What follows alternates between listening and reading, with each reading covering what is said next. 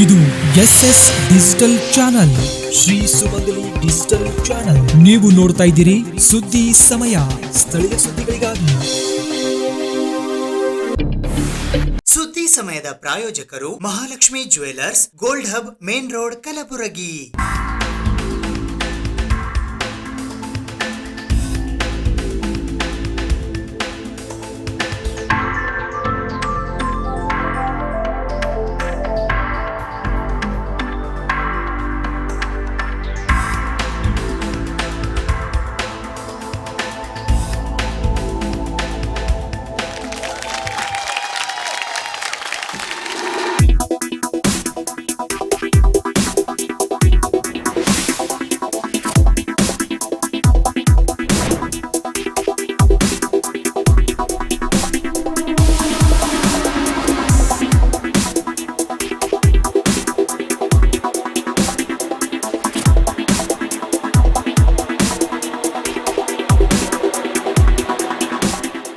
Mahalakshmi jewellers, gold hub, main road, Gulbarga.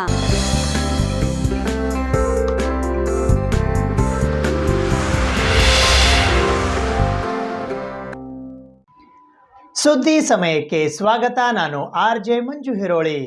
Karnataka ಕೇಂದ್ರೀಯ ವಿಶ್ವವಿದ್ಯಾಲಯದ 7ನೇ ಘಟಿಕೋತ್ಸವ ಸಮಾರಂಭವು ಇಂದು ಆಳಂದ ರಸ್ತೆಯ ಕಡಗಂಚಿಯ ಹತ್ತಿರವಿರುವ ಕರ್ನಾಟಕ ಕೇಂದ್ರೀಯ ವಿಶ್ವವಿದ್ಯಾಲಯದ ವಿವಿಧೋದ್ದೇಶ ಸಭಾಭವನದಲ್ಲಿ ಜರುಗಿತು. ಯಾವುದೇ ವ್ಯಕ್ತಿಯ ಸೋಲು ಗೆಲುವು ಎಂಬುದು ಆತನ ಆಲೋಚನೆಯ ನೇರ ಫಲಿತಾಂಶ ಆಗಿರುತ್ತದೆ. ಹಾಗಾಗಿ ನಮ್ಮ ಆಲೋಚನೆಗಳು ಸದಾ ಸಕಾರಾತ್ಮಕವಾಗಿ ಇರುವಂತೆ ಎಚ್ಚರ ವಹಿಸಬೇಕಿದೆ ಎಂದು ಕರ್ನಾಟಕ ಲೋಕಾಯುಕ್ತ ನ್ಯಾಯಮೂರ್ತಿ BS ಪಾಟೀಲ್ ಕಿವಿಮಾತು ಹೇಳಿದ್ದಾರೆ. ಅವರು ಕಡಗಂಚಿ ಸಮೀಪದ ಕರ್ನಾಟಕ ಕೇಂದ್ರೀಯ ವಿಶ್ವವಿದ್ಯಾಲಯದ 7ನೇ ಘಟಿಕೋತ್ಸವದ ಮುಖ್ಯ ಅತಿಥಿಗಳಾಗಿ ಪಾಲ್ಗೊಂಡು ಮಾತನಾಡಿದರು. ವ್ಯಕ್ತಿಯ ಜೀವನ ಮತ್ತು ನಡವಳಿಕೆ ಅವನ ಅಂತರಂಗದ ಆಲೋಚನೆ ಹಾಗೂ ಆದರ್ಶಗಳ ಫಲಿತಾಂಶ ಆಗಿರುತ್ತದೆ ಎಂದರು. ವಿದ್ಯಾರ್ಥಿಗಳು ತಮ್ಮ ಆಲಿಸುವಿಕೆಯ ಗುಣಮಟ್ಟ ಪರಿಣಾಮಕಾರಿ ಆಗಿರುವಂತೆ ಎಚ್ಚರ ವಹಿಸಬೇಕು. ಸಿನಿಕತನ ಎಂಬುದು ಅಂತರಂಗದ ನಿರಾಶಾವಾದಿ ದನಿಯಾಗಿದ್ದು ನಮ್ಮಲ್ಲಿ ಹಿಂಜರಿಕೆ ಭಾವ ಸೃಷ್ಟಿಸುತ್ತದೆ. ಹಾಗಾಗಿ ವಿದ್ಯಾರ್ಥಿಗಳು ತಮ್ಮಲ್ಲಿ ಸಿನಿಕತನಕ್ಕೆ ಅವಕಾಶ ನೀಡಬಾರದು. ಸಿನಿಕತನ ಆಲಿಸುವಿಕೆಯ ಗುಣಮಟ್ಟವನ್ನೇ ಹೊಸಕಿ ಹಾಕುತ್ತದೆ ಎಂದು ಸಲಹೆ ನೀಡಿದರು. ಬೀಜದಿಂದ ಸಸ್ಯ ಬೆಳೆಯುವಂತೆ ಮನುಷ್ಯನ ಪ್ರತಿಯೊಂದು ಕ್ರಿಯೆ ಅವನಲ್ಲಿ ಹುದುಗಿದ ವಿಚಾರಗಳ ಬೀಜದಿಂದ ಅಂಕುರಿಸುತ್ತದೆ. ಬೀಜವಿಲ್ಲದೆ ಹೇಗೆ ಸಸ್ಯ ಇರುವುದಿಲ್ಲವೋ ಅದೇ ರೀತಿ ಆಲೋಚನೆಗಳು ಇಲ್ಲದೆ ವ್ಯಕ್ತಿತ್ವ ನಿರ್ಮಾಣ ಆಗಲಾರದು ಎಂದರು. ಹೃದಯ ಮತ್ತು ಮನಸ್ಸಿನಲ್ಲಿ ನಿಯಮಬದ್ಧ ಗುರಿ ಹಾಗೂ ಉದ್ದೇಶಗಳನ್ನು ಇಟ್ಟುಕೊಂಡು ಆಲೋಚನೆಗಳ ಮೇಲೆ ಗುರಿ ಮತ್ತು ಉದ್ದೇಶ ಕೇಂದ್ರೀಕರಿಸಿದರೆ ನಮ್ಮ ಆಲೋಚನೆಗಳು ಗಟ್ಟಿಗೊಳ್ಳುತ್ತಾ ಹೋಗುತ್ತವೆ. ಆಗ ನಿಶ್ಚಿತವಾಗಿ ಉದ್ದೇಶಿತ ಗುರಿ ತಲುಪುವುದು ಸುಲಭವಾಗುತ್ತದೆ ಎಂದು ಪ್ರತಿಪಾದಿಸಿದರು. ನಂಬಿಕೆ ಮತ್ತು ಆಲೋಚನಾ ಕ್ರಮದಲ್ಲಿ ಹೊಸ ಕ್ರಾಂತಿ ಹುಟ್ಟು ಹಾಕುವುದರ ಮೂಲಕ ವೈಯಕ್ತಿಕವಾಗಿ ನಮ್ಮಲ್ಲಿ ಮತ್ತು ರಾಷ್ಟ್ರದ ಶ್ರೇಷ್ಠತೆ ಹಾಗೂ ಪರಿವರ್ತನೆ ಸಾಧಿಸುವುದು ಸಾಧ್ಯವಾಗುತ್ತದೆ ಎಂದು ಅವರು ಅಭಿಪ್ರಾಯಪಟ್ಟರು. ಬೋಧನೆ ಎಂಬುದು ಅತ್ಯಂತ ಪವಿತ್ರ ಹಾಗೂ ಮನಸ್ಸಿಗೆ ಹಿಡಿಸುವ ಕಾರ್ಯ ಎಂದು ಕರ್ನಾಟಕ ಲೋಕಾಯುಕ್ತ ನ್ಯಾಯಮೂರ್ತಿ BS ಪಾಟೀಲ್ ಹೇಳಿದ್ದಾರೆ. ವಕೀಲ ವೃತ್ತಿಯ ಜೊತೆಗೆ ತಾವು ನ್ಯಾಯಶಾಸ್ತ್ರ ಬೋಧನೆಯ ಅರೆಕಾಲಿಕ ಉಪನ್ಯಾಸಕರಾಗಿ ಸೇವೆ ಸಲ್ಲಿಸಿದ ದಿನಗಳನ್ನು ಅವರು ಸ್ಮರಿಸಿದರು. ಉಪನ್ಯಾಸಕ ಜೀವನದ ದಿನಗಳಲ್ಲಿ ಭೇಟಿಯಾದ ಶಿಕ್ಷಣ ತಜ್ಞರ ಜೊತೆಗಿನ ಚರ್ಚೆಗಳಿಂದ ಬೋಧನೆಯ ಕುರಿತು ಮತ್ತಷ್ಟು ಸೆಳೆತ ಆರಂಭಗೊಂಡಿತು. ಇದಾದ ನಂತರ ನ್ಯಾಯಮೂರ್ತಿಗಳಾಗಿ ಸೇವೆ ಸಲ್ಲಿಸುತ್ತಿದ್ದ ದಿನಗಳಲ್ಲಿ ಭೋಪಾಲ್ ನ್ಯಾಷನಲ್ ಜುಡಿಷಿಯಲ್ ಅಕಾಡೆಮಿಯಲ್ಲಿ ನಿರರ್ಗಳವಾಗಿ ನ್ಯಾಯಶಾಸ್ತ್ರಕ್ಕೆ ಸಂಬಂಧಿಸಿದ ಉಪನ್ಯಾಸಗಳನ್ನು ನೀಡಲು ಇದರಿಂದ ಸಹಾಯವಾಯಿತು ಎಂದರು. ಸರ್ಕಾರಿ ಕಚೇರಿಗಳಲ್ಲಿ ನಡೆಯುತ್ತಿರುವ ಕರ್ತವ್ಯ ಲೋಪ ಮತ್ತು ಭ್ರಷ್ಟಾಚಾರದ ಕುರಿತು ಪ್ರಸ್ತಾಪಿಸಿದ ಅವರು, ಸ್ವಾರ್ಥ ಮತ್ತು ಅತಿಯಾದ ದುರಾಸೆ ಭ್ರಷ್ಟಾಚಾರಕ್ಕೆ ದಾರಿ ಮಾಡಿಕೊಡುತ್ತಿದೆ. ಇದು ದೇಶದ ಅಭಿವೃದ್ಧಿಗೆ ಮಾರಕವಾಗುತ್ತಿದೆ. ಅಭಿವೃದ್ಧಿಗೆ ಬಳಸಬೇಕಾದ 50% ಹಣ ಭ್ರಷ್ಟಾಚಾರದ ಕಾರಣಕ್ಕೆ ಸೋರಿಕೆಯಾಗುತ್ತಿದೆ ಎಂದು ವಿಷಾದಿಸಿದರು. ಸಕಾರಾತ್ಮಕ ಚಿಂತನೆಗಳಿಂದ ಮಾತ್ರ ಭ್ರಷ್ಟಾಚಾರಿ ಮನಸ್ಥಿತಿಯಿಂದ ಆಚೆ ಬರಲು ಸಾಧ್ಯ. ಅದರಲ್ಲೂ ಮುಖ್ಯವಾಗಿ ವಿದ್ಯಾರ್ಥಿಗಳ ಮನಸ್ಸಿನಲ್ಲಿ ಬದಲಾವಣೆಗಾಗಿ ಕ್ರಾಂತಿಯ ಚಿಂತನೆ ರೂಪುಗೊಳ್ಳಬೇಕು ಎಂದು ವಿದ್ಯಾರ್ಥಿಗಳಿಗೆ ಆಪ್ತ ಸಲಹೆ ನೀಡಿದರು. CUK ಉಪಕುಲಪತಿ ಪ್ರೊಫೆಸರ್ ಬಟ್ಟು ಸತ್ಯನಾರಾಯಣ ಅವರು ಅಧ್ಯಕ್ಷತೆ ವಹಿಸಿ ಆರಂಭದಲ್ಲಿ ವಿಶ್ವವಿದ್ಯಾಲಯದ ಪ್ರಗತಿಯ ಕುರಿತು ಪ್ರಾಸ್ತಾವಿಕವಾಗಿ ಮಾತನಾಡಿದರು. ಕುಲಸಚಿವರಾದ RR ಬಿರಾದಾರ್, ಪರೀಕ್ಷಾ ನಿಯಂತ್ರಣಾಧಿಕಾರಿ ಕೋಟಾ ಸಾಯಿ ಕೃಷ್ಣ ವೇದಿಕೆಯಲ್ಲಿದ್ದರು. ಡಾಕ್ಟರ್ ಅಂಕಿತಾ ಸತ್ಪತಿ ಹಾಗೂ ಕನ್ನಡ ಪ್ರಾಧ್ಯಾಪಕರಾದ ಬಸವರಾಜ್ ಕೊಡಗುಂಟಿ ನಿರೂಪಿಸಿದರು.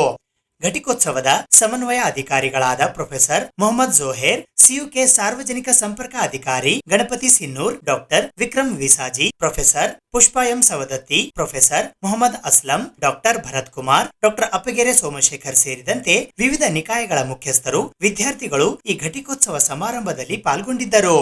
ಸಿಯುಕೆಯ 7ನೆಯ ಘಟಿಕೋತ್ಸವದಲ್ಲಿ 296 ವಿದ್ಯಾರ್ಥಿಗಳಿಗೆ ಸ್ನಾತಕ ಪದವಿ, 347 ವಿದ್ಯಾರ್ಥಿಗಳಿಗೆ ಸ್ನಾತಕೋತ್ತರ ಹಾಗೂ 4 ಅಭ್ಯರ್ಥಿಗಳು ಎಂಫಿಲ್ ಮತ್ತು 49 ವಿದ್ಯಾರ್ಥಿಗಳಿಗೆ ಪಿಎಚ್ಡಿ ಪದವಿ ಪ್ರದಾನ ಮಾಡಲಾಯಿತು. ಇದೇ ವೇಳೆ ಘಟಿಕೋತ್ಸವದಲ್ಲಿ 42 ವಿದ್ಯಾರ್ಥಿಗಳು ತಮ್ಮ ಸರ್ವೋತ್ಕೃಷ್ಟ ಸಾಧನೆಗಾಗಿ ಚಿನ್ನದ ಪದಕಗಳನ್ನು ಸ್ವೀಕರಿಸಿದರು. ಈ ಪೈಕಿ 29 ವಿದ್ಯಾರ್ಥಿಗಳು ಸ್ನಾತಕೋತ್ತರ, 12 ವಿದ್ಯಾರ್ಥಿಗಳು ಸ್ನಾತಕ ಪದವಿಯಲ್ಲಿ ತಲಾ 1 ಚಿನ್ನದ ಪದಕ ಪಡೆದರು. ಇನ್ನು ಮಾಹಿತಿ ಮತ್ತು ಸಂವಹನ ತಂತ್ರಜ್ಞಾನದ ಎಂಟೆಕ್ ಪದವಿಯಲ್ಲಿ ಅತಿ ಹೆಚ್ಚು ಅಂಕಗಳನ್ನು ಪಡೆದ ವಿದ್ಯಾರ್ಥಿನಿ ಬಾವಿಕಡಿ ದಿವ್ಯಾಜ್ಞಾ ಪ್ರೊಫೆಸರ್ ಎಂ ಪಠಾಣ್ ಚಿನ್ನದ ಪದಕ ಸ್ವೀಕರಿಸಿದರು. ಕರ್ನಾಟಕ ಕೇಂದ್ರೀಯ ವಿಶ್ವವಿದ್ಯಾಲಯದ 7ನೆಯ ಘಟಿಕೋತ್ಸವದಲ್ಲಿ ತಮ್ಮ ಸರ್ವೋತ್ಕೃಷ್ಟ ಸಾಧನೆಯ ಮೂಲಕ 2 ವಿದ್ಯಾರ್ಥಿನಿಯರು ಚಿನ್ನದ ಪದಕ ಪಡೆಯುವ ಮೂಲಕ ಗಮನ ಸೆಳೆದರು. ಇತಿಹಾಸ ಮತ್ತು ಪುರಾತತ್ವ ವಿಭಾಗದ ವಿದ್ಯಾರ್ಥಿನಿ ಅತಿರಾ ಪಿಎನ್ ಚಿನ್ನದ ಪದಕ ಪಡೆದಿದ್ದು, ಈಕೆ ಕೇರಳದ ವಯನಾಡಿನ ಪೌರಕಾರ್ಮಿಕ ನಾರಾಯಣ ಅವರ ಪುತ್ರಿ. ಇನ್ನು 2021-23ನೇ ತಂಡದ ಮಾಹಿತಿ ಮತ್ತು ಸಂಪರ್ಕ ತಂತ್ರಜ್ಞಾನದ ವಿಷಯದಲ್ಲಿ ಎಂಟೆಕ್ ಸ್ನಾತಕೋತ್ತರ ಪದವಿ ಮಾಡಿರುವ ವಿದ್ಯಾರ್ಥಿನಿ ಬಾವಿಕಡಿ ದಿವ್ಯಾಜ್ಞಾ 96.80 ಅಂಕಗಳನ್ನು ಪಡೆಯುವ ಮೂಲಕ ಎಂ ಪಠಾಣ್ ಚಿನ್ನದ ಪದಕ ಪಡೆದರು. ಪ್ರಸ್ತುತ ಈ ವಿದ್ಯಾರ್ಥಿನಿ ಅರಿಜೋನಾ ಸ್ಟೇಟ್ ಯೂನಿವರ್ಸಿಟಿಯ ಕಂಪ್ಯೂಟರ್ ಇಂಜಿನಿಯರಿಂಗ್ ವಿಭಾಗದಲ್ಲಿ 2022ರಿಂದ 2026ರ ಪಿಎಚ್ಡಿ ಪದವಿಗಾಗಿ ಸಂಶೋಧನಾ ಅಧ್ಯಯನ ನಡೆಸುತ್ತಿದ್ದಾರೆ. As far as academics is concerned, the university has grown leaps and bounds over the years by way of offering programs in general, professional and technical education streams. The university puts a greater emphasis on framing and revising the curricula periodically to fulfill the ever-changing needs, predicted trends and differentiated gaps at the global level with view to facilitate the mobility of students either for higher education or for employment and entrepreneurship. Presently, the university is teaching the relevant curriculum prepared as per NEP 2020 in tune with learning outcomes based curriculum framework. Moreover, the university is developing the right kind of properly defined pedagogy to make education more experiential, holistic, integrated, inquiry-driven and learner-centric through various learning activities such as listening, reading, thinking, discussing and writing. The programs are holistically designed to transform education and are flexible enough to make students think critically and solve problems individually and collectively through the acquisition of knowledge, skills and competency in addition to acquiring the right attitudes and values. 8 years as a part-time professor alongside my profession as a lawyer in Bangalore. That is how my bond with academicians and students has evolved. And the profession of teaching is a very revered profession and a very dear one. That was the reason why I spent a very important phase of my life in teaching. As a judge also, I availed the opportunity of delivering several lectures in the Judicial Academy at Karnataka and the Judicial Academy, National Judicial Academy at Bhopal. When we talk about teaching,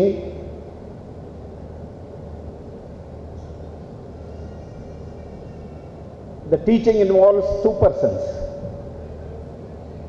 One is the teacher, the other is the student.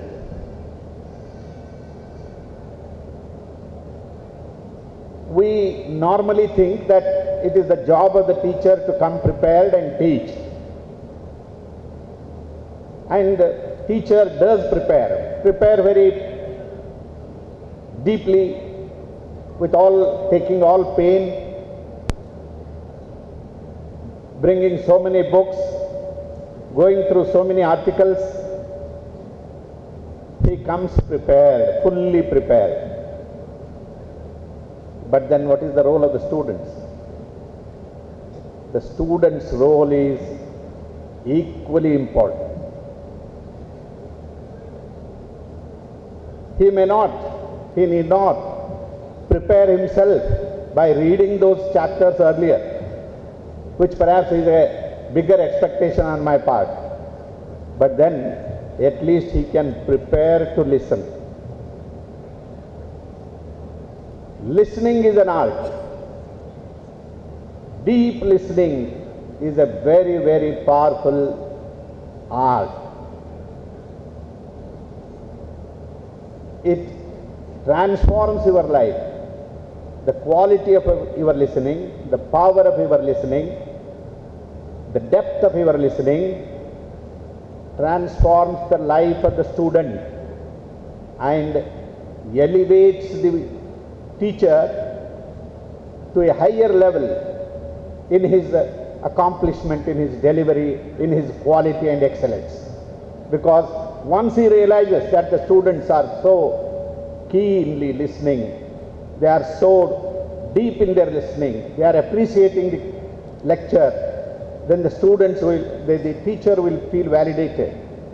The next day he will come, he will burn the midnight oil, because the students listen and ask questions and the teacher goes on preparing, coming up with wonderful ideas, sharing with full potentiality and wherever possible with great humor. So this is my experience as a teacher.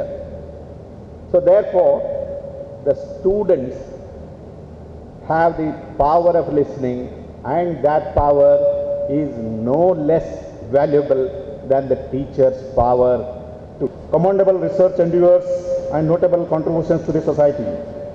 This grand ceremony has marked a significant milestone in the academic journey of Central University of Karnataka and its graduating students under the active, dynamic leadership of Professor Bhattu Satyanarayan, Honorable Vice Chancellor of Central University of Karnataka, and his dynamic team.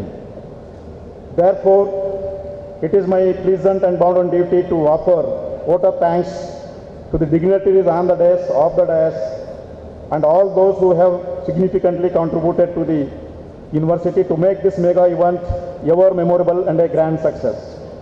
To begin with, on behalf of the Central University of Karnataka, all the invitees and students who have gathered here, I profoundly thank Honorable Justice Sri B.S. Patil, Lokayukta, State of Karnataka, for accepting our invitation to be the chief guest of 7th convocation of CUK and having delivered a wonderful, thought-provoking, inspiring speech on the issues related to voice of judgment, voice of cynicism and voice of fairness, highlighting the important role of teachers in shaping the career of student friends, and also highlighting the important roles of students in nation building activities.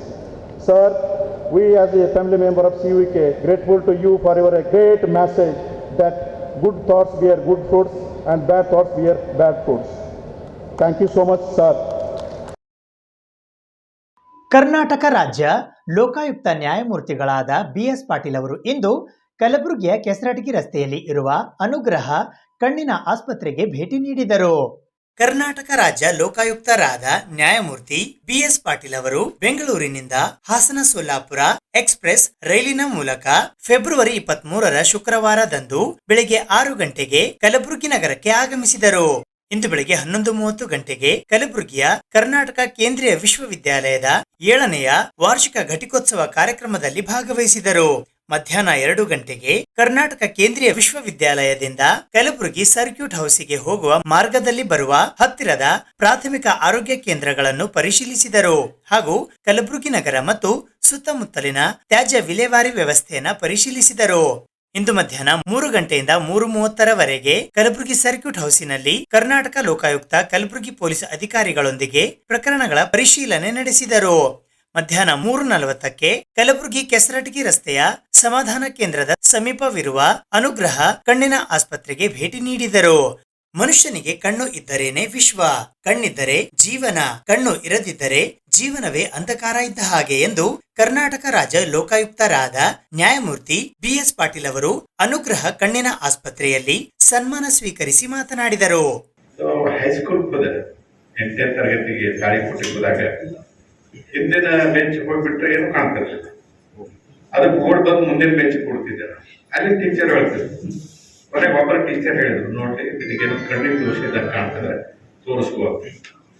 ನಮ್ಮ ತಂದೆಯವ್ರು ನಮ್ಗೆ ಅವಾಗ ಸೋಲಾಪುರ ಕರ್ಕೊಂಡು ಹೋಗಿ ತೋರಿಸಿದ್ರೆ cross ಇದು problems ಇತ್ತು ಕಣ್ಣಿಗೆ. ಅವಾಗನೇ ನಮ್ಗೆ ಸ್ಪೆಕ್ಸ್ ಬಂತು. ಸೊ ಆ ಸ್ಪೆಕ್ಸ್ ಹಾಕಿದ ತಕ್ಷಣ ನಮ್ಮದು ಹೊಸ ಇದು ಸಿಕ್ಕಂಗೆ ನಮ್ಮನ್ನ ಅರ್ಧ ಕಾತರದಲ್ಲಿ ಇದ್ದೇನೋ ಅನ್ನುವಂತ ಒಂದು ಫೀಲಿಂಗ್ ಇತ್ತು. ಮೊದಲು ಹಿಂದ್ಗಡೆ ಕೂತ್ಕೊಂಡು ಖುಷಿಯಿಂದ ನೋಡ್ತಿದ್ದೆ ಅವಾಗ ಇದನ್ನ. ಬ್ಲಾಕ್ ಬೋರ್ಡ್ ಹಿಂದ್ಗಡೆ ಕೂತ್ರು ಕಾಣ್ತದೆ, ನನಗೆ ಹಿಂದ್ಗಡೆ ಕಾಣ್ತದೆ. ಯಾಕೆ ಹೇಳ್ತೀನಿ, ಸೆನ್ಸಿಟೈಸೇಷನ್ ಮೋಸ್ಟ್ ಇಂಪಾರ್ಟೆಂಟ್. ತಂದೆ ತಾಯಿಗಳಿಗೆ ಗೊತ್ತಿರೋದಿಲ್ಲ ತಮ್ಮ ಮಕ್ಕಳ ದೃಷ್ಟಿ ದೋಷ ಇದೆ, ಏನೋ ಸಮಸ್ಯೆ ಇದೆ. ಆ ತತ್ಕಾಲ ಅದಕ್ಕೆ ಉಪಚಾರ ಕೊಟ್ರೆ ದೋಷ ನಿವಾರಣೆನೂ ಆಗ್ಬೋದು, ಅಥವಾ ಮುಂದಾಗೋ ಡೇಂಜರು ಸ್ಟಾಪ್ ಆಗ್ಬೋದು. ಆಗೋದಲ್ಲ. ಈಗಿನ ಕಾಲದಲ್ಲೂ ಕೆಲವು ಪೇರೆಂಟ್ಸ್ ಅದನ್ನು ನಿರ್ಲಕ್ಷ್ಯ ಮಾಡ್ತಾರೆ. ಅದಕ್ಕೆ ಸೆನ್ಸಿಟೈಸೇಷನ್ ಏನಿದೆ ಅಲ್ಲ, ದೃಷ್ಟಿಯ ಸ್ವಾಸ್ಥ್ಯ ಮತ್ತು ಅದು ಅದನ್ನ ಕಾಪಾಡಿಕೊಳ್ಳೋದು ಏನಿದೆಯಲ್ಲ, ಅದು ಬಹಳಷ್ಟು ಮಹತ್ವದ್ದು. ಯಾಕಂದ್ರೆ ಜೀವನದಲ್ಲಿ ದೃಷ್ಟಿ ಇಲ್ಲದೆ ಇದ್ರೆ ಮತ್ತೆ ಕಾಣ್ತಾನೆ ಇಲ್ಲ ಅಂತಂದ್ರೆ ಏನ್ ಸಿಗುತ್ತೆ. ಈ ಕೆಲಸನ ಪವಿತ್ರವಾದ ಕೆಲಸ. ಈ ಕೆಲಸನ ಡಾಕ್ಟರ್ ಪ್ರಭುಗಳು ಹೇಗಿದ್ರೆ ಅನ್ನವಿದ್ದಾಗಿದ್ದು ಭಾರಿ ಅಭಾವಿತ ಮನುಷ್ಯ. ಮಾತಾಡಿಸಿದ್ರೆ ಅಷ್ಟೇ ಮಾತಾಡ್ಬೇಕು. ನಾವು ಅವ್ರ ಊರಿಗೆ ಹೋದ್ರೆ ಮಾವನಲ್ಲಿ ಕೂತಿದ್ದಾರೆ. ಸೊ ಬಂದಂತಂದ್ರೆ ಯಾರ ಮುಂದೆ ನಿಲ್ಸಿ ಮಾತಾಡೋತಿರಲಿಲ್ಲ. ನಾವು ಜೋರು ಮಾಡಿ ನಿಲ್ಲಿಸಿ ಮಾತಾಡ್ಸಿದ್ರೆ ಒಂದೆರಡು ಮಾತಾಡಿ ಹೋಗ್ಬಿಡ. ನಾವು ಅವಾಗ PUC ಎಲ್ಲ ಕಲಿತಿದ್ವಿ ಚಿಕ್ಕವನಿಂದ. ಸೊ ಬರ್ತಾ ಆನ್ ಇಸ್ ಓನ್ ಇಷ್ಟೆಲ್ಲ ಉನ್ನತ ಮಟ್ಟಕ್ಕೆ ಡಾಕ್ಟರ್ ಪ್ರಭು ಬರ್ತಾರೆ ಅಂತಂದ್ರೆ ಅದರಿಂದ ಅವ್ರ ಶ್ರಮ, ಅವರ ತಂದೆ ತಾಯಿ ಆಶೀರ್ವಾದ, ಅವ್ರ ತಂದೆಯವರ ಒಂದು ಶ್ರಮ, ಎಲ್ಲರೂ ನಿಮ್ಮಂತ ಬಂಧು ಬಾಂಧವರು ಎಲ್ಲರೂ ಅವರನ್ನ ಸಪೋರ್ಟ್ ಮಾಡಿದ್ರಿಂದ ಈ ಲೆವೆಲ್ಗೆ ಅವರು ಬಂದ್ದಾರೆ.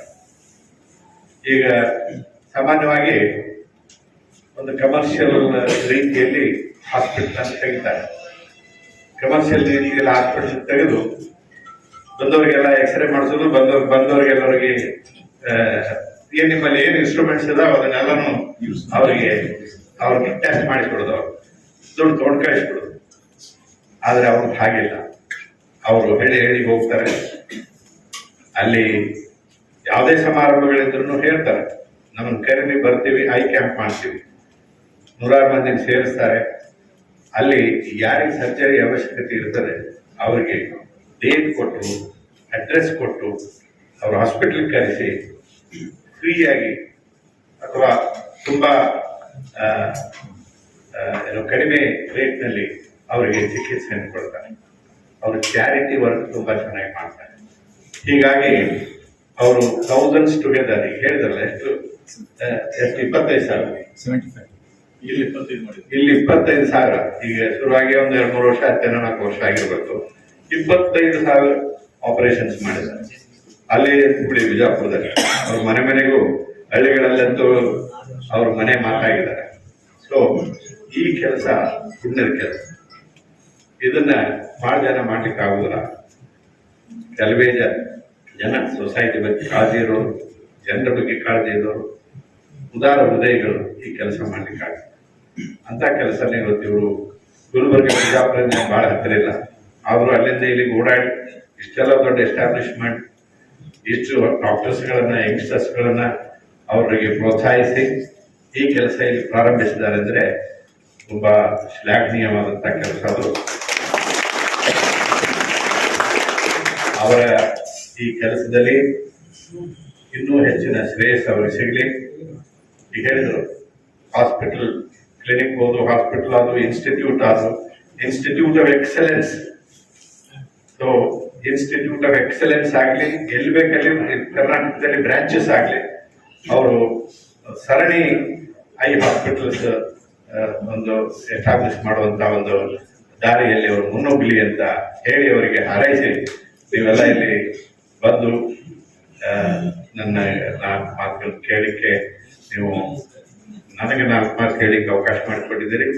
ಕೊಟ್ಟಿದ್ದಕ್ಕೆ ಪ್ರಭುಗೌಡ ಅವರಿಗೆ, ಇಲ್ಲಿ ಹಾಸ್ಪಿಟಲ್ ವೈದ್ಯಾಧಿಕಾರಿಗಳಿಗೆ ಮತ್ತು ನಿಮ್ಮೆಲ್ಲರಿಗೆ ನಾನು ನಮಸ್ಕಾರ.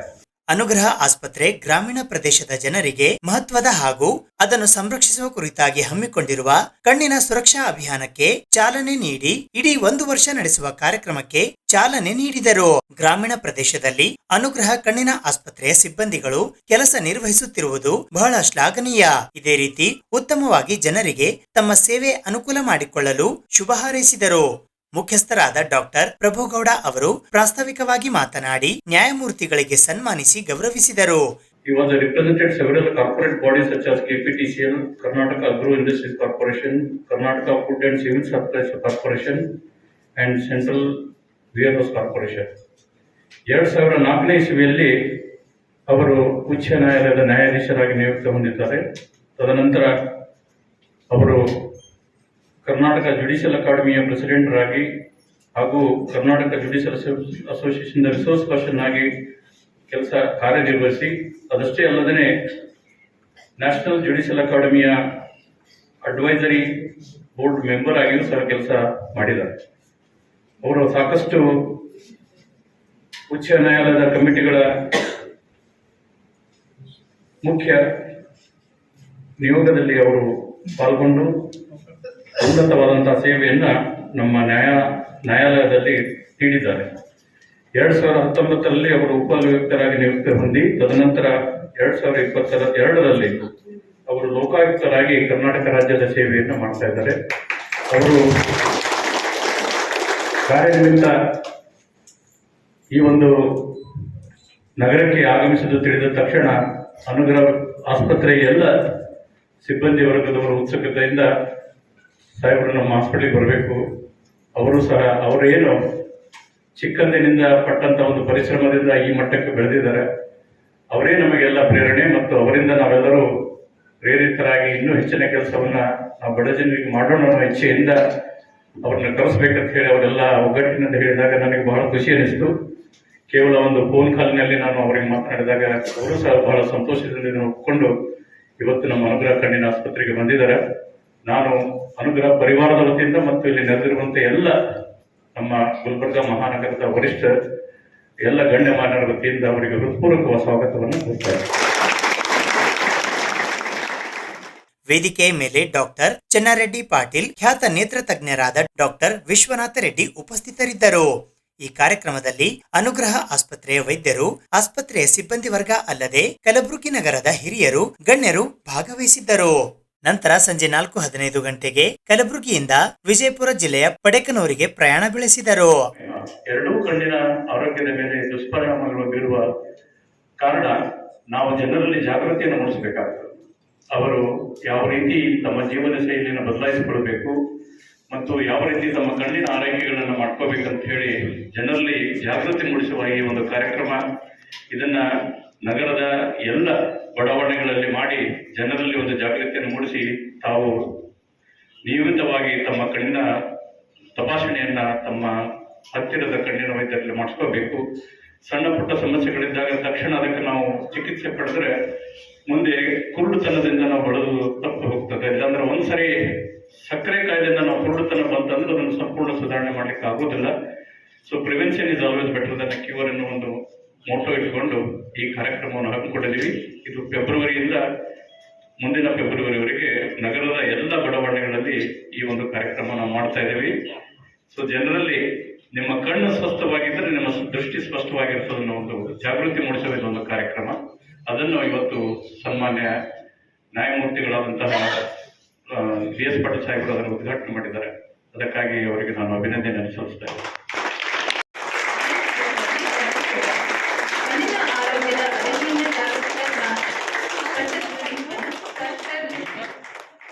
ದಲಿತರಿಗಾಗಿ ಮೀಸಲಿಟ್ಟ ಹಣವನ್ನ ಬೇರೆ ಕೆಲಸಕ್ಕೆ ದುರ್ಬಳಕೆ ಮಾಡಿಕೊಳ್ಳುತ್ತಿರುವುದನ್ನು ವಿರೋಧಿಸಿ ಭಾರತೀಯ ಜನತಾ ಪಕ್ಷದ ವತಿಯಿಂದ ಇಂದು ಕಲಬುರಗಿ ನಗರದ ಸರ್ದಾರ್ ವಲ್ಲಭಭಾಯ್ ಪಟೇಲ್ ವೃತ್ತದಲ್ಲಿ ಪ್ರತಿಭಟನೆ ನಡೆಸಲಾಯಿತು.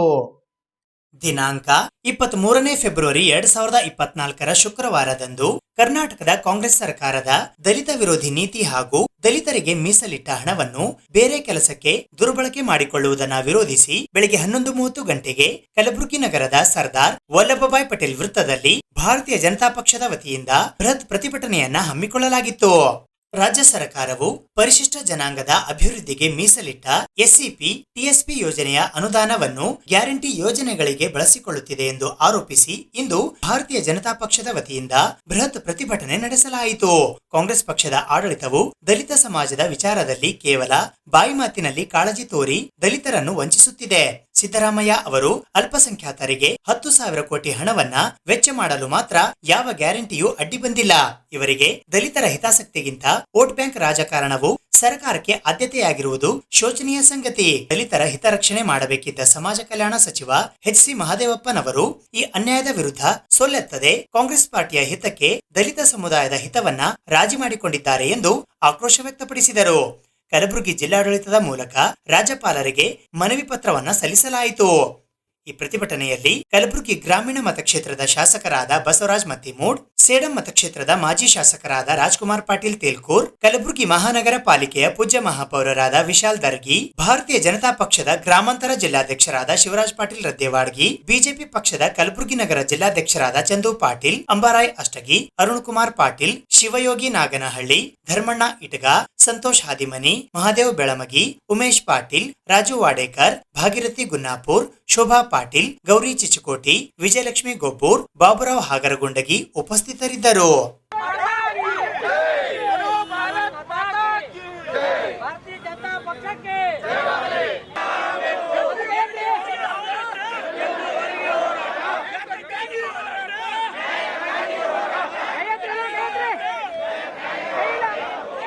ಇವತ್ತಿನ ದಿವಸ ರಾಜ್ಯ ಸರ್ಕಾರದಲ್ಲಿ ಏನು ನಮ್ಮ SC/ST ಏನು ಜನಾಂಗಕ್ಕೆ ಇವತ್ತೇನು ಅನ್ಯಾಯ ಮಾಡಿದ್ದಾರೆ ಅವರ ವಿರುದ್ಧವಾಗಿ ನಾವೆಲ್ಲ SC/ST ಜನಾಂಗ ಹಾಗೂ ನಮ್ಮ ಪಕ್ಷದ ಎಲ್ಲ ಹಿರಿಯರು ಹಾಗೂ ನಮ್ಮ ಅಧ್ಯಕ್ಷರು ಹಾಗೂ ಚಂದು ಪಾಟೀಲ್ ಸರ್ ಅವರು ಎಲ್ಲ ಅಧ್ಯಕ್ಷರು ಹಾಗೂ ಎಲ್ಲ ಪಕ್ಷದ ಎಲ್ಲ ಪಾರ್ಟಿ ಎಲ್ಲವರು ಒಂದಾಗಿ, ಯಾಕಂದರೆ ಅವ್ರಿಗೆ ಬೇಕಾಗಿರುವುದು ಒಂದೇ, ಎಲೆಕ್ಷನ್ ಬಂತಪ್ಪ ಅಂತಂದರೆ ದಲಿತರು ಓಟ್ ಬೇಕು, ದಲಿತರು ಬ್ಯಾಂಕ್ ವೋಟ್ ಮಾಡ್ಕೊಂಡಿದ್ದಾರೆ ಅವರು. ಯಾಕಂದ್ರೆ ದಲಿತರ ಬಗ್ಗೆ ಅವ್ರಿಗೆ ಯಾವುದೇ ರೀತಿಯಾದ ಕಾಳಜಿ ಎಂಬುದಿಲ್ಲ ಕಾಂಗ್ರೆಸ್ ಸರ್ಕಾರದಲ್ಲಿ.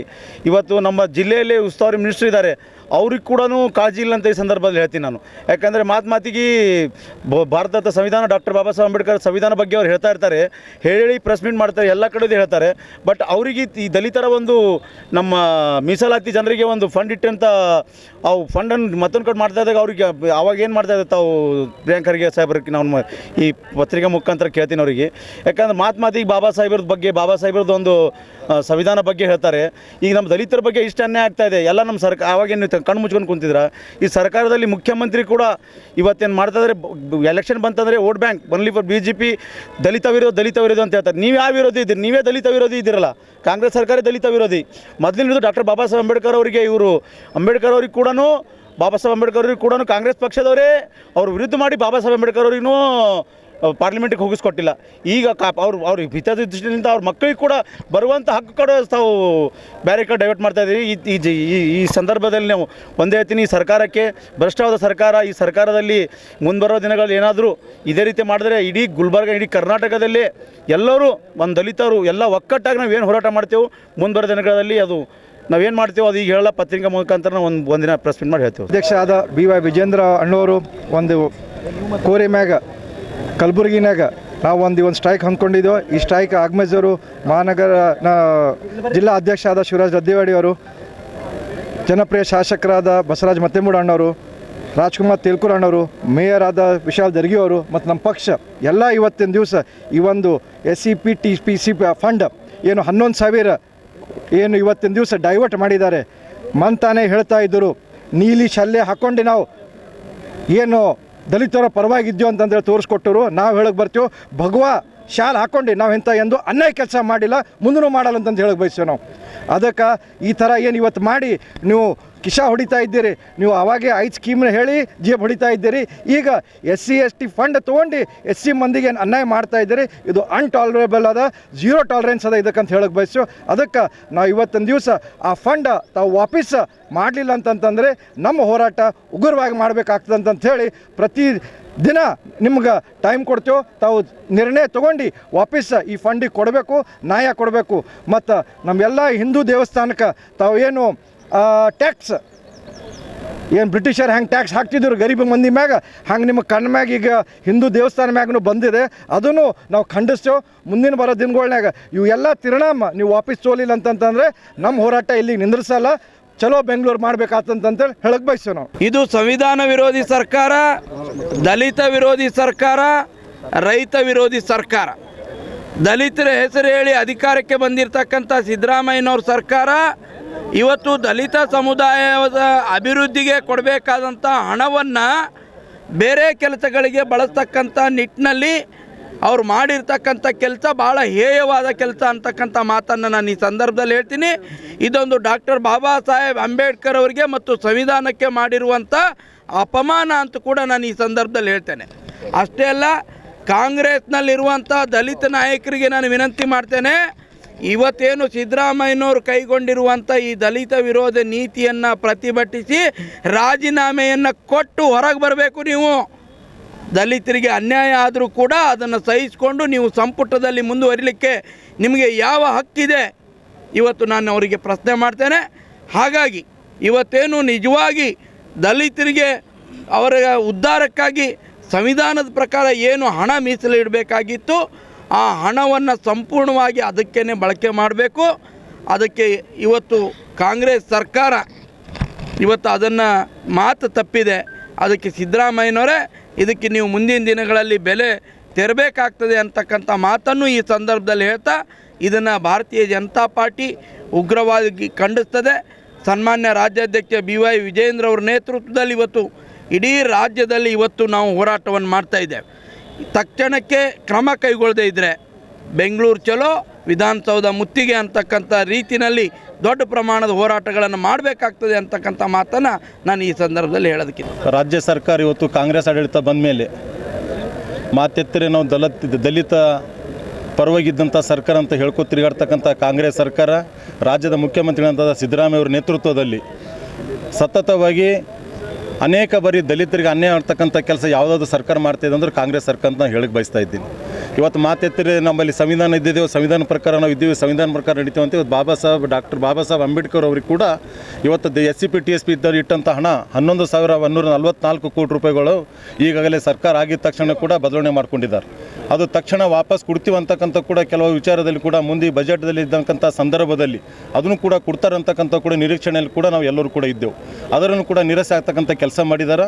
ಆದಷ್ಟು ಬೇಗನೆ ಅದು SCP TSP ಹಣ ದುರುಪಯೋಗ ಆಗಿದೆ, ಅದು ಆದಷ್ಟು ಬೇಗನೆ ಕೊಡಬೇಕಂತಕ್ಕಂಥ ಕೂಡ ಇವತ್ತು ಹೇಳಕ್ಕೆ ಬಯಸ್ತಾ ಇದ್ದೀವಿ. ಇವತ್ತು ಅನೇಕ ಕಾಂಗ್ರೆಸ್ ಇವತ್ತಿನ ನಾಯಕರಲ್ಲಿ ಅನೇಕ ಕಾಂಗ್ರೆಸ್ SCP ಜನಗಳಿದ್ದಂಥ SC ಇವತ್ತು ಅನೇಕ ಸಚಿವರು ಕೂಡ ಸರ್ಕಾರದಲ್ಲಿ ಇದ್ದಾರೆ. ಯಾರು ಕೂಡ ಒಬ್ಬರು ಕೂಡ ಅದ್ರ ಬಗ್ಗೆ ಮಾತಾಡಲ್ಲ. ಯಾವತ್ತೂ ಕೂಡ ಹೇಳ್ತಕ್ಕಂಥ ನಾವು ಕೇಳಿದೆವು, ನಾವು ದಲಿತ ಪರವಾಗಿದ್ದಂಥ ಸರ್ಕಾರ, ದಲಿತರ ಪರವಾಗಿದ್ದಂಥ ಸರ್ಕಾರ ಅಂತ ಅನೇಕ ಬಾರಿ ಹೇಳೋದು ಕೂಡ ನಾವು ಕೇಳಿದೆವು. ಸತತವಾಗಿ ದಲಿತರಿಗೆ ಅನ್ಯಾಯ ಮಾಡ್ಕೊತೆ ಬಂದಂಥ ಸರ್ಕಾರ ಯಾವುದಾದ್ರೂ ಈ ರಾಜ್ಯದಲ್ಲಿ ಇದ್ದರೆ ಅದು ಕಾಂಗ್ರೆಸ್ ಸರ್ಕಾರ ಅಂತ ಕೂಡ ನಾನು ಹೇಳಬೇಕಾಗಿದೆ. ಅನೇಕ ಈ ಸರ್ತಿ ನಾವು ಕೂಡ ಅನೇಕ ಸೆಷನ್ ನಡೆದಂಥ ತಕ್ಷಣದಲ್ಲಿ ಕೂಡ ನಾವು ಅನೇಕ ಬಾರಿ ಇದ್ರ ಬಗ್ಗೆ ಕೂಡ ಮಾತನಾಡಿದೆವು.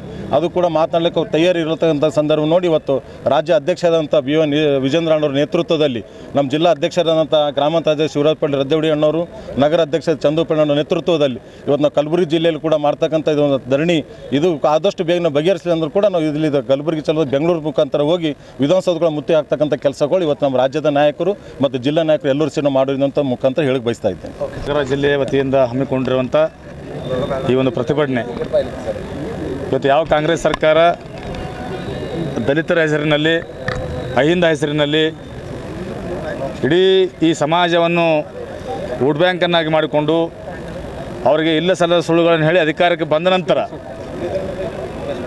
ಕೇವಲ ದಲಿತರಿಗಾಗಿ ಮೀಸಲಿಟ್ಟಂಥ SCP TSP ಹಣವನ್ನು ಇವತ್ತು ಬಿಟ್ಟಿ ಭಾಗ್ಯಗಳಿಗೆ ಉಪಯೋಗ ಮಾಡಿಕೊಳ್ಳೋದರ ಮುಖಾಂತರ ಇಡೀ ಹಿಂದುಳಿದ ವರ್ಗ ಮತ್ತು ದಲಿತ ಸಮಾಜಕ್ಕೆ ಇವತ್ತು ಕಾಂಗ್ರೆಸ್ ಪಕ್ಷ ಸ್ಪಷ್ಟವಾಗಿ ಅನ್ಯಾಯ ಮಾಡ್ತಾಯಿದೆ. ಅವರ ಹಣವನ್ನು ದುರ್ಬಳಕೆ ಮಾಡಿಕೊಳ್ಳೋದರ ಮುಖಾಂತರ ಇಡೀ ಆ ಸಮಾಜಗಳಿಗೆ ಒಂದು ಮಸಿ ಬೆಳೆಯುವಂಥ ಸಮಾಜಕ್ಕೆ ಮೋಸವನ್ನು ಮಾಡುವಂಥ ಕೆಲಸ ಇವತ್ತು ಕಾಂಗ್ರೆಸ್ ಸರ್ಕಾರ ಮಾಡ್ತದೆ. ಅದು ಭಾರತೀಯ ಜನತಾ ಪಕ್ಷ ಇವತ್ತು ವಿಜಯೇಂದ್ರಣ್ಣನವರ ನೇತೃತ್ವದಲ್ಲಿ ಇಡೀ ಕರ್ನಾಟಕದಲ್ಲಿ ಏಕಕಾಲಕ್ಕೆ ನಾವು ಪ್ರತಿಭಟನೆ ಇವತ್ತು ನಾವು ಮಾಡ್ತಾ ಇದ್ದೀವಿ. ಈ ಮೂಲಕ ನಾವು ಸರ್ಕಾರಕ್ಕೆ ನಾವು ಎಚ್ಚರಿಕೆ ಕೊಡ್ತಾ ಇದ್ದೀವಿ. ಇವತ್ತು ಎಲ್ಲ ನಮ್ಮ ಮುಖಂಡರು ಈಗಾಗಲೇ ಮಾತನಾಡಿದ್ದಾರೆ, ಹೆಚ್ಚಿನ ಸಮಯ ಕೂಡ ನಾನು ತೆಗೆದುಕೊಳ್ಳುವುದಿಲ್ಲ. ಯಾವ ಸಿದ್ದರಾಮಯ್ಯನವರ ಸರ್ಕಾರ ದಲಿತರ ಹೆಸರಿನ ಮೇಲೆ ನಮ್ಮ ಜಿಲ್ಲಾ ಉಸ್ತುವಾರಿ ಮಂತ್ರಿಗಳು ಯಾವಾಗಲೂ ಕೂಡ ಅದರ ಬಗ್ಗೆ ಮಾತನಾಡುವವರು ಇವತ್ತು ಇದರ ಬಗ್ಗೆ ಯಾಕೆ ಮಾತಾಡ್ತಿಲ್ಲ ಅಂತೇಳಿ ಇವತ್ತು ನಮ್ಮ ನೇರವಾದ ಎಲ್ಲ ಮುಖಂಡರ ಒಂದು ಪ್ರಶ್ನೆ. ಇವತ್ತು ಕೂಡಲೇ ಸರ್ಕಾರ ಎಚ್ಚೆತ್ತುಕೊಳ್ಬೇಕು, ಆ ದಲಿತರಿಗೆ ಆದಂಥ ಅನ್ಯಾಯ ಸರಿಪಡಿಸಬೇಕು, ಆ ದಲಿತರ ಹಣ ಮರಳಿ ಆ ದಲಿತರ ಏಳಿಗೆಗಾಗಿ ಆ ಹಣವನ್ನು ಮೀಸಲಿಟ್ಟಂಥ ಹಣವನ್ನು ವಾಪಸ್ ಮಾಡಬೇಕಂತೇಳಿ ನಾವು ಈ ಸಂದರ್ಭದಲ್ಲಿ ಎಚ್ಚರಿಕೆಯನ್ನು ನೀಡ್ತಾ ಇದ್ದೀವಿ. ಒಂದು ವೇಳೆ ಸರ್ಕಾರ ಇದೇ ರೀತಿಯಾಗಿ ರೈತರಿಗೆ, ದಲಿತರಿಗೆ, ಹಿಂದುಳಿದವರಿಗೆ ಎಲ್ಲರಿಗೂ ಕೂಡ ಅನ್ಯಾಯ ಮಾಡುವಂಥ ಪ್ರವೃತ್ತಿ ಮುಂದುವರೆಸಿದ್ರೆ ಮುಂದಿನ ದಿನಗಳಲ್ಲಿ ಇವತ್ತು ವಿಧಾನಸಭೆಗೆ ಮುತ್ತಿಗೆ ಹಾಕಬೇಕಂತ ಕೆಲಸ ಇವತ್ತು ಸನ್ಮಾನ್ಯ ವಿಜೇಂದ್ರಣ್ಣವರ ನೇತೃತ್ವದಲ್ಲಿ ನಾವು ಮಾಡೋರಿದ್ದೀವಿ. ಈ ಮೂಲಕ ಭಾರತೀಯ ಜನತಾ ಪಕ್ಷವು ಎಲ್ಲ ಘಟನೆಗಳನ್ನು ಖಂಡಿಸ್ತದೆ. ಮತ್ತು ಈ ಸಂದರ್ಭದಲ್ಲಿ ನಾನು ಇಲ್ಲಿ ಸೇರಿರುವಂಥ ನಮ್ಮ ಎಲ್ಲ ಪಕ್ಷದ ನಮ್ಮ ಶಾಸಕರಾಗಿರ್ಬೋದು, ಮಾಜಿ ಶಾಸಕರಾಗಿರ್ಬೋದು, ನಮ್ಮ ಮೇಯರ್ ಆಗಿರ್ಬೋದು, ನಮ್ಮ ಈ ಮೋರ್ಚಾಗಳ ಅಧ್ಯಕ್ಷರಾಗಿರ್ಬೋದು, ಪದಾಧಿಕಾರಿಯಾಗಿರ್ಬೋದು, ಈ ಒಂದು ಪ್ರತಿಭಟನೆಯಲ್ಲಿ ಭಾಗವಹಿಸಿರುವಂಥ ಭಾರತೀಯ ಜನತಾ ಪಕ್ಷದ ಪ್ರತಿಯೊಬ್ಬ ಕಾರ್ಯಕರ್ತರಿಗೆ, ಪ್ರತಿಯೊಬ್ಬ ಮುಖಂಡರಿಗೆ ಕೂಡ ಈ ಸಂದರ್ಭದಲ್ಲಿ ನಾನು ಧನ್ಯವಾದಗಳನ್ನು ಹೇಳ್ತಾ ಮತ್ತೊಮ್ಮೆ ಸರ್ಕಾರಕ್ಕೆ ಎಚ್ಚರಿಕೆಯನ್ನು ನಾವು ನೀಡ್ತಾ ಇದ್ದೀವಿ.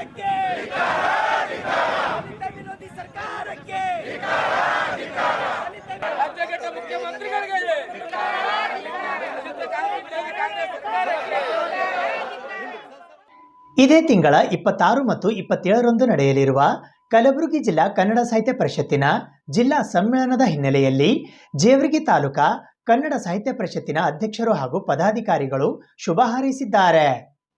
ಇದೇ ತಿಂಗಳ 26 ಮತ್ತು 27ರಂದು ನಡೆಯಲಿರುವ ಕಲಬುರಗಿ ಜಿಲ್ಲಾ ಕನ್ನಡ ಸಾಹಿತ್ಯ ಪರಿಷತ್ತಿನ ಜಿಲ್ಲಾ ಸಮ್ಮೇಳನಕ್ಕೆ ಶುಭ ಕೋರಿ ಜೇವರ್ಗಿ ತಾಲೂಕಿನ ಕನ್ನಡ ಸಾಹಿತ್ಯ ಪರಿಷತ್ತಿನ ಅಧ್ಯಕ್ಷರು ಹಾಗೂ ಪದಾಧಿಕಾರಿಗಳು ಸುದ್ದಿಗೋಷ್ಠಿಯ ಮೂಲಕ ಶುಭ ಹಾರೈಸಿದರು.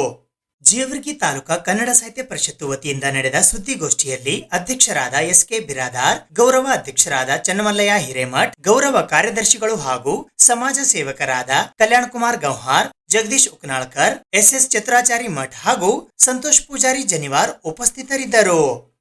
ಕನ್ನಡ ಸಾಹಿತ್ಯ ಪರಿಷತ್ತಿನ ಸರ್ವ ಸದಸ್ಯರ ಪರವಾಗಿ ವಿನಂತಿಸಿಕೊಳ್ಳುವುದೇನೆಂದರೆ, ಮೊಳಖೇಡದ ನೃಪತುಂಗನ ನಾಡಿನಲ್ಲಿ ಬಹಳ ವೈಭವದಿಂದ ಕನ್ನಡ ಸಾಹಿತ್ಯ ಸಮ್ಮೇಳನ ಜರುಗಲಿದೆ. ಕನ್ನಡ ತಾಯಿಯ ಹಿರಿಯರನ್ನ ನಾಡಿನ ಹೆಸರಾಂತ ಕಲಾವಿದರೊಂದಿಗೆ ಕಲಾ ಮೇಳದೊಂದಿಗೆ ಜರುಗಲಿದೆ. ಈ ಒಂದು ಸಂದರ್ಭದಲ್ಲಿ ನಾಡಿನ ನೆಲ, ಜಲ ಮತ್ತು ಸಂಸ್ಕೃತಿಯನ್ನು ಆಧರಿಸಿ ಅನೇಕ ಉಪಯುಕ್ತವಾಗಿರ್ತಕ್ಕಂಥ ಗೋಷ್ಠಿಗಳನ್ನು ಹಮ್ಮಿಕೊಳ್ಳಲಾಗಿದೆ. ಮತ್ತು ಹಿರಿಯ ಕವಿಗೋಷ್ಠಿ ಮತ್ತು ಯುವ ಕವಿಗೋಷ್ಠಿ ಅಂತಕ್ಕಂಥ 2 ಕವಿಗೋಷ್ಠಿ ಸಮ್ಮೇಳನವೂ ಕೂಡ ಜರುಗಲಿದೆ. ಅದೇ ನಿಮಿತ್ತವಾಗಿ ಈ ಒಂದು ಕಲಬುರಗಿ ನಗರದಲ್ಲಿ ಬಹಳ ವೈಭವದಿಂದ ಜರುಗತಕ್ಕಂಥ ಈ ಒಂದು ಸಮ್ಮೇಳನದಲ್ಲಿ ಈ ಸಮಸ್ತ ಈ ಒಂದು ಜೇವರ್ಗಿ ತಾಲೂಕಿನ ಜನತೆ ಪಾಲ್ಗೊಳ್ಳಬೇಕೆಂದು ಕನ್ನಡ ಸಾಹಿತ್ಯ ಪರಿಷತ್ತಿನ ವತಿಯಿಂದ ನಾವು ವಿನಮ್ರವಾಗಿ ವಿನಂತಿಸಿಕೊಳ್ಳುತ್ತೇವೆ. ಕಲಬುರಗಿಯಲ್ಲಿ ಜಿಲ್ಲಾ ಕನ್ನಡ ಸಾಹಿತ್ಯ ಪರಿಷತ್ತು ವತಿಯಿಂದ 20ನೇ ಕನ್ನಡ ಸಾಹಿತ್ಯ ಸಮ್ಮೇಳನ ದಿನಾಂಕ 26-27ರಂದು ಬಹು ವಿಜೃಂಭಣೆಯಿಂದ ಜರುಗುತ್ತಾ ಇದೆ. ಈ ಒಂದು ಸಾಹಿತ್ಯ ಸಮ್ಮೇಳನಕ್ಕೆ ಜೇವರ್ಗಿ ತಾಲೂಕಿನ ಎಲ್ಲ ಕನ್ನಡ ಪರ ಸಂಘಟನೆಗಳು, ಕನ್ನಡ ಸಾಹಿತ್ಯ ಪರಿಷತ್ತಿನ ಸದಸ್ಯರು, ಸಂಘ ಸಂಸ್ಥೆಗಳು, ಶಾಲಾ ಕಾಲೇಜುಗಳ ಮುಖ್ಯಸ್ಥರು, ಸರ್ವಜನರು ಈ ಒಂದು ಸಮ್ಮೇಳನದಲ್ಲಿ ಭಾಗವಹಿಸಬೇಕಾಗಿ ನಾನು ತಾಲೂಕಾ ಕನ್ನಡ ಸಾಹಿತ್ಯ ಪರಿಷತ್ತಿನ ವತಿಯಿಂದ ಎಲ್ಲರಲ್ಲಿ ವಿನಂತಿಸಿಕೊಳ್ತಾ ಇದ್ದೇನೆ.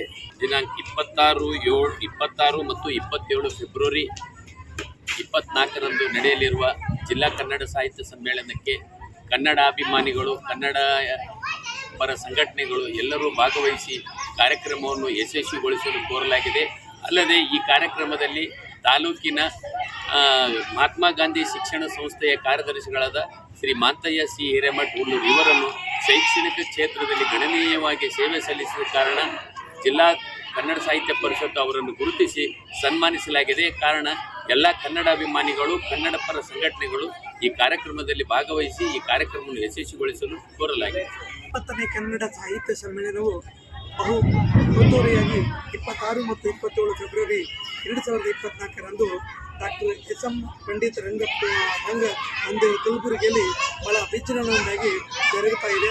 ನಾವೆಲ್ಲರೂ ಜೇವರ್ಗಿ ತಾಲೂಕಿನ ಸಮಸ್ತ ಕನ್ನಡ ಅಭಿಮಾನಿಗಳು ಮತ್ತು ಕನ್ನಡದ ಹೋರಾಟಗಾರರು ಮತ್ತು ಸಂಘ ಸಂಸ್ಥೆಗಳು ಇದರಲ್ಲಿ ಭಾಗಿಗಳಾಗಿ ಕನ್ನಡ ಮಾತೆಗೆ ಜಯ ತರಬೇಕಾಗಿ ನಮ್ಮಲ್ಲಿ ಕೇಳಿಕೊಳ್ತಾ ಇದ್ದೇನೆ. ಕನ್ನಡ ಸಾಹಿತ್ಯ ಸಮ್ಮೇಳನವನ್ನು ಕಲಬುರಗಿ ಜಿಲ್ಲೆಯಲ್ಲಿ ಒಂದು ದಾಖಲೆಯ ಯಶಸ್ವಿ ಕಾರ್ಯಕ್ರಮವಾಗಿ ಮಾಡಬೇಕಾಗಿ ಕಲಬುರಗಿ ಜಿಲ್ಲೆಯ ಹಾಗೂ ಜೇವರ್ಗಿ ತಾಲೂಕಿನ ಎಲ್ಲ ಕನ್ನಡ ಪರ ಅಭಿಮಾನಿಗಳಿಗೆ ಮತ್ತೊಮ್ಮೆ ನನ್ನ ಪರವಾಗಿ ಮತ್ತು ಎಲ್ಲ ನನ್ನ ಕನ್ನಡ ಸಾಹಿತ್ಯ ಪರಿಷತ್ತಿನ ಪರವಾಗಿ ಎಲ್ಲರಲ್ಲೂ ಹೃತ್ಪೂರ್ವಕವಾಗಿ ವಿನಂತಿಸಿಕೊಳ್ತಾ ಇದ್ದೀನಿ. ಧನ್ಯವಾದಗಳು.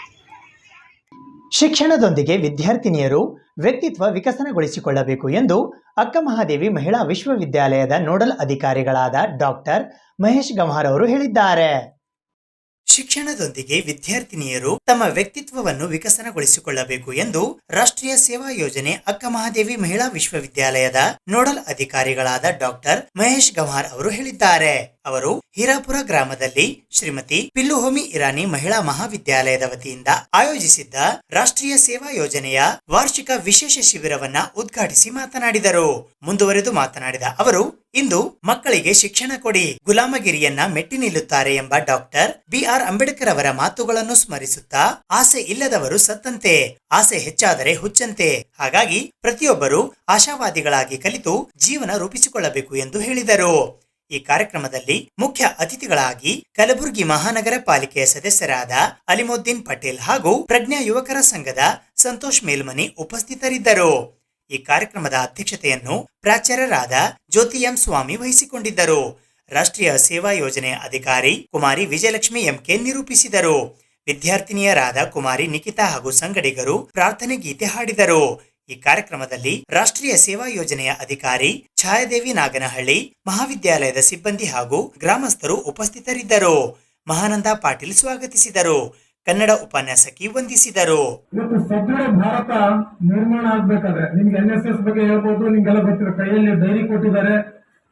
NSS ಯಾವಾಗ ಹುಟ್ಟಿತು, ಯಾಕೆ ಹುಟ್ಟಿತು, ಅದ್ರ ಉದ್ದೇಶ ಏನು, ಅದ್ರ ಧ್ಯೇಯೋದ್ದೇಶ ಏನು, ಇದು ಮಹಾತ್ಮ ಗಾಂಧೀಜಿಯವರ ಕನಸಿನ ಕೂಸಾಗಿತ್ತು.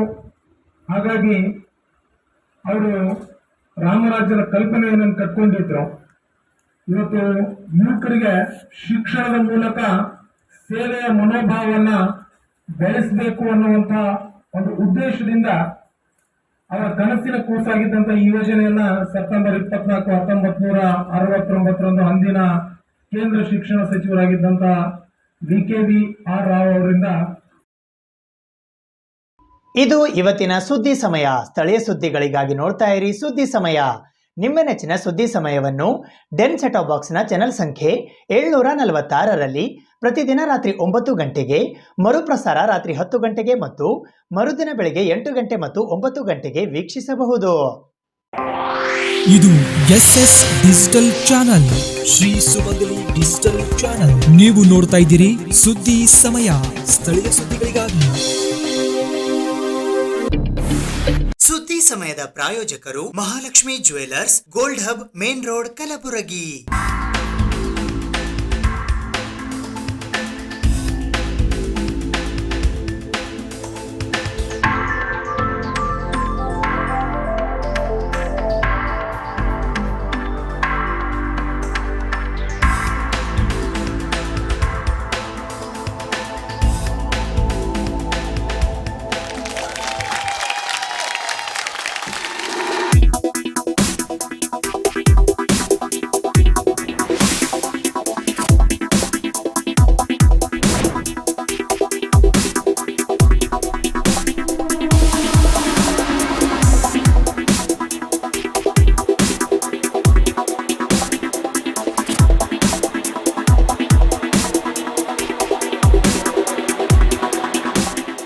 Mahalakshmi jewellers, gold hub, main road, Gulbarga.